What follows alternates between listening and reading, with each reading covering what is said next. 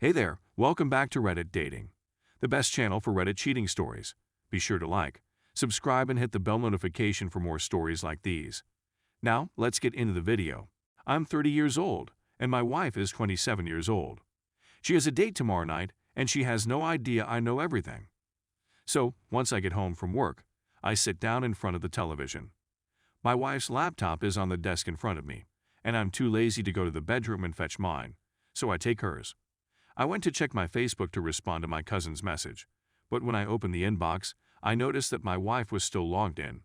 Lo and behold, my wife is trying to arrange up a date for tomorrow night. This soldier, let's call him Stan, is 32 and grew up in the same town as she did, although I believe they only have a passing acquaintance.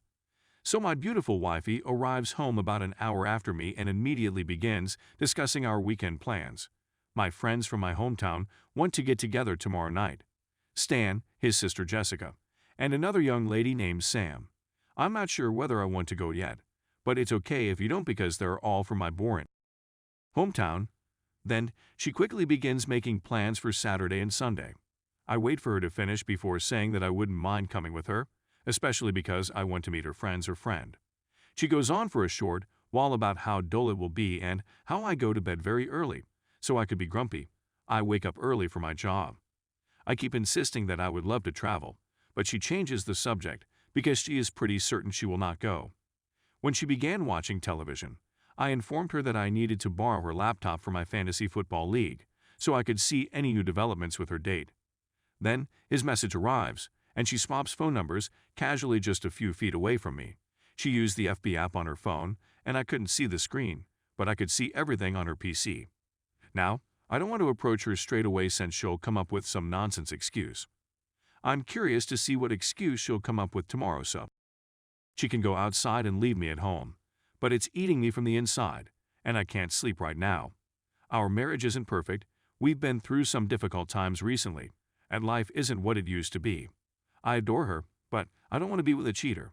She cheated on me, also with a soldier, 4 months into the relationship when we started dating, not yet married. And I forgave her, but I vowed to myself that this was the only second opportunity. We don't have children, which makes the situation easier, and we both have solid jobs, so alimony would be low. Is there anyone who can advise me on how to tackle this? Should I face her tomorrow morning, or should I wait until the date arrives?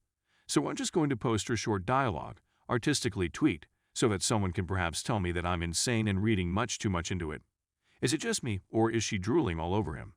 I feel like my head is about to explode because I'm so out of it, and now I have to sleep next to her.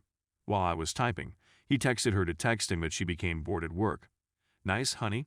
I hope you have a wonderful day tomorrow.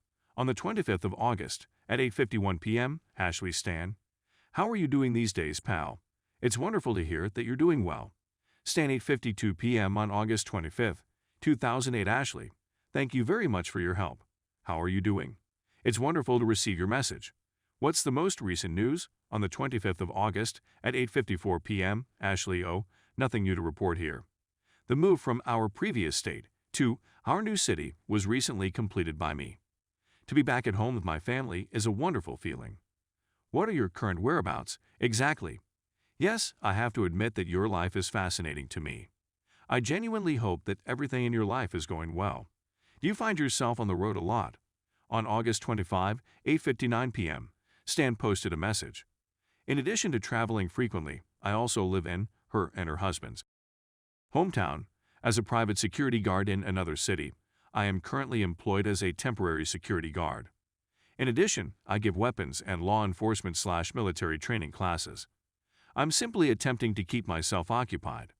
I'm considering re-enlisting in the Army. It's nice to receive your message. What are you up to these days? Ashley, August 25, 2008 at 9:08 p.m. That's amazing to hear. As a result, I am confident that you are in high demand right now. I'm sure you've enjoyed having the opportunity to put your talents to use at home. In retrospect, I've always regretted that I didn't pursue a military career and instead chose to work as her job. While my job is typical corporate, the fact that I'm not unusual makes me a rock star in my own right. For me, the corporate ladder is a shorter one. I've relocated 5 times in the last 6 years. Therefore, I'm still considered a nomadic person. But that's how I prefer it. Traveling, especially a lot of it, is a great source of energy for me. Definitely need to see some interesting places, my friend. It's likely not for the reasons you intended, but I recall you as having a very worldly presence in my mind. You be at home almost any place. If you haven't heard it before, let me say it again. The manner you've served this country is extremely commendable. I hope you hear that a lot in the future. 12:18 a.m. on August 26th. Stan says, I sincerely apologize for the delay in answering, and I'd like to express my gratitude for the attention you've given me. Most people don't say anything more than a thank you when they receive accolades. Many men regard me as a constant reminder of what they haven't accomplished, which causes them to become defensive. The majority of women simply consider it to be something hot or appealing. The most flattering compliments come from the elderly. Younger people have little understanding of sacrifice or honor, but you are an exception to this rule. You're highly captivating, and it looks that you have the ability to see through and comprehend others. That, I believe, is one of the reasons for your success. It exhibits your shrewdness and acumen. The time is 8:43 a.m. on August 26. Ashley laughing, now's my chance to express my regret for being so tardy. Thank you so much for your kind words, which are among the highest compliments I've ever gotten. Despite the fact that I am unable to comprehend how difficult life must be for a soldier, I am aware that many other people will perish as a result of your failure to do what is required of you regardless of the public disgrace. What the news media doesn't show in their video, and what the general public doesn't comprehend, is this.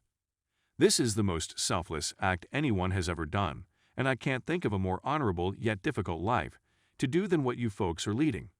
My admiration for your capacity to live with such conviction and purpose will always remain unquenchable. People who cope with that suffering are in the minority, and I hope that if you ever need to talk to someone or require someone to say thank you again, you will keep my contact information in mind. Despite the fact that I wish I had spent more time with you when we were younger, I don't see why we can't continue to be wonderful friends today. Stan, August 26, 8:53 a.m. Thank you so much, Ashley. You were usually a happy person with a wide smile, and of course, you were quite attractive. Today, smile and have a wonderful day. When this gig is over, I'll be in our new city to see my brother, and maybe we can meet for drinks and shoot together. Ashley, August 26, 8:55 a.m. You have no idea how much it would please me. You better tell me because I'll take it personally. You look after yourself. 8:57 a.m. on August 26. Stan, I will certainly notify you. Take care of yourself, and I'll see you soon. My brother resides in half an hour distant. Where do you live?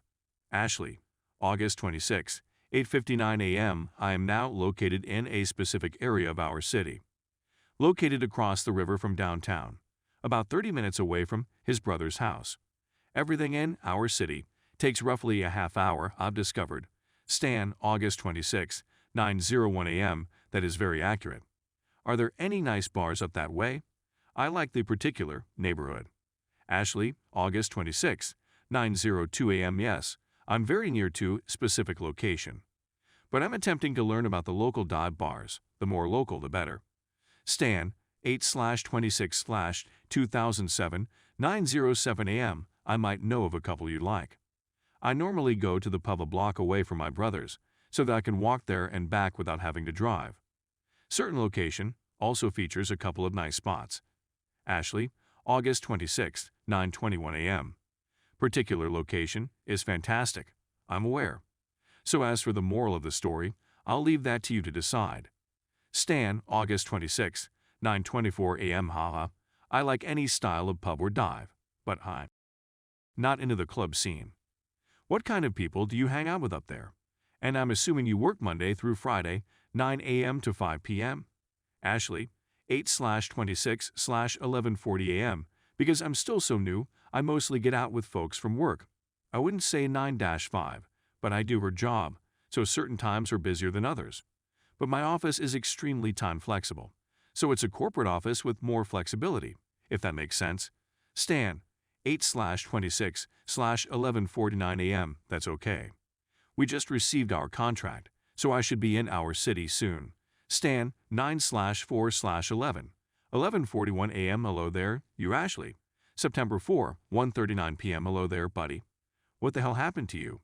Stan, September 4, 2:38 p.m. Are you doing well?